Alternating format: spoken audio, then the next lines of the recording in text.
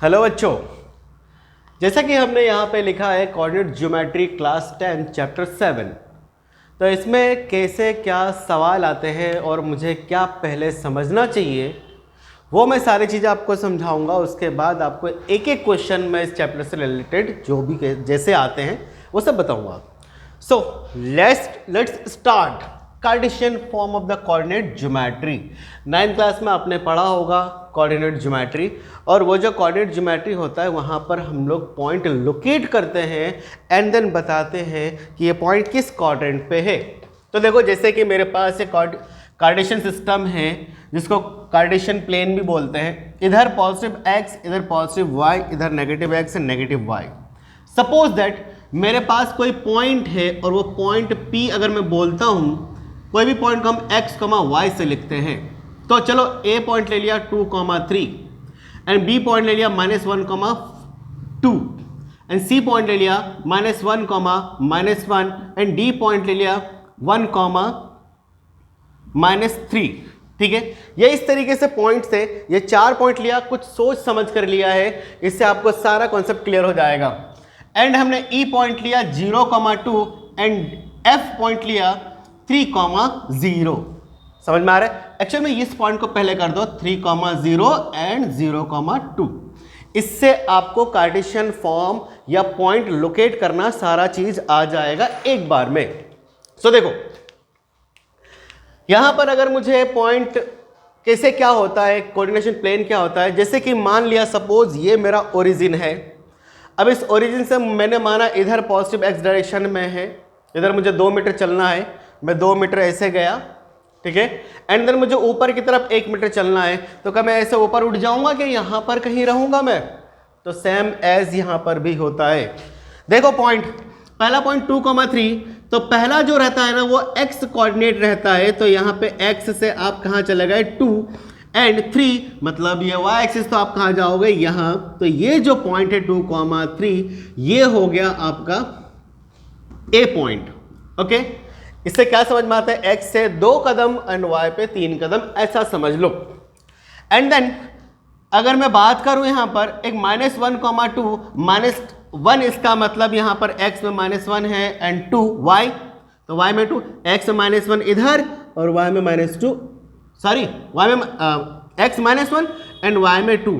क्या ये पॉइंट हो गया मेरा B, जो क्या है -1, 2। देख रहे हो? एंड तीसरा पॉइंट है मेरे पास -1, 1, इसका मतलब x में -1 एंड y में -1। क्या ये पॉइंट मेरा यहां पर आएगा -1, -1, ये पॉइंट हो गया C। 3 पॉइंट मेरा 3 जगह पे आया है, ध्यान रखना। एंड D पॉइंट जो है ये 1, -3, इसका मतलब x में 1 एंड y में -3, कहीं ये पॉइंट यहां पर आएगा जो 1, -3 होगा। ये पॉइंट हो गया मेरा D। ये 4 पॉइंट 4 जगह पर है ये। तो यहां पर देखो, ये जो क्वाड्रेंट है इसको हम लोग बोलते हैं फर्स्ट क्वाड्रेंट, जहां पर x और y दोनों पॉजिटिव है, तो ये भी आपको ध्यान रखना है।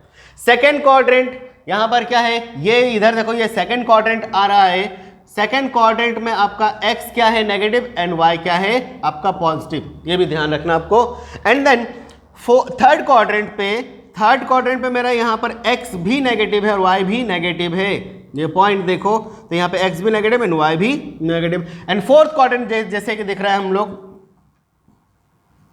ये देखो, तो यहाँ पर x भी positive, x positive and y negative, तो x हो गया पॉजिटिव एंड y हो गया नेगेटिव। अब सवाल ये है, ये कार्टेशियन सिस्टम तो हमें आ गया है, अब हमें क्या करना है? अच्छा, और 2 पॉइंट है मेरे पास 3, 0 एंड 0, 3। ये 3, 0 इसका मतलब हुआ x में 3 एंड y में 0। y में 0 क्या होता है? यहीं पर होगा ये पॉइंट 3, 0। एक बात याद रखना, x एक्सिस पे y का कोऑर्डिनेट 0 होता है। एंड देन सिमिलरली ये 0, 2 है, इसका मतलब x में 0 ओरिजिन होगा और y में 2, कहीं ये पॉइंट होगा, ये 0, 2 हो गया। तो आपको समझ में आना चाहिए y एक्सिस में x कोऑर्डिनेट क्या होता है? 0। ये 2 बात याद रखना। एंड x कोऑर्डिनेट को आल्सो कॉल्ड एब्सेसिसा, एब्सेसिसा बोलते हैं इसको x कोऑर्डिनेट को। And y coordinate also called ordinate. क्या इतनी बात समझ में आ गया आपको? अब देखो, 10th क्लास में जैसे ही हम लोग आते हैं यहां पर मुझे एक बात करना पड़ता है जिसका पहला क्वेश्चन समझ लो या पहला कॉन्सेप्ट समझ लो, जिसको हम लोग बोलते हैं डिस्टेंस फॉर्मूला, जो बहुत इंपॉर्टेंट है। डिस्टेंस फॉर्मूला एक्चुअल में क्या होता है कि डिस्टेंस बिटवीन टू पॉइंट्स, दो पॉइंट्स के बीच का डिस्टेंस हमें निकालना है।